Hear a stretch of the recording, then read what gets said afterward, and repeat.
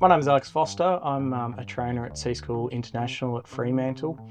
Today we're on one of the Blue Dog boats, hardtops, brand new boat. We're going to be doing some leaving and approaching a jetty practice. We're at the Lewin Boat Ramp in East Fremantle. This ramp's a little bit tricky with that it's got quite often a lot of tide that runs across the ramp. So we'll talk about different ways to approach the ramp and jetty with that tide either blowing you towards it or pushing you away from it.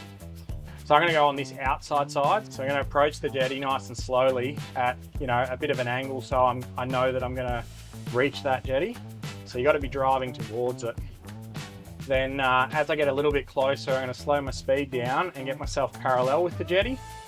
And then as I get closer again and parallel, I'll stop myself by turning the wheel towards the jetty and then also putting the engine in reverse. So you'll see here, I'm starting to come in. I'm going to slow down, go into neutral. I'm going to then turn the engine all the way towards the jetty and just let it slow down completely.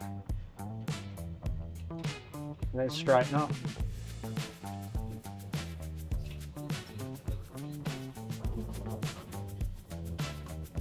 You'll see that we're sitting a little bit off because we're blowing away from the jetty, but it's obviously the best way to kind of get a feel and learn. If you're trying to park to the side that the jetty is blowing you off, there's no chance of doing any damage to it, because you're always going to get blown off. So you see I'm sitting off just a tiny bit here, but I can straighten that up by just going in reverse a tiny bit and bringing it back, okay?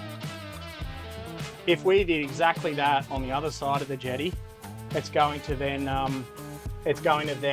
blow us on, which then obviously, depending on how hard that tide or current is pushing, if you're getting blown onto the jetty, that's when you have that chance of that impact.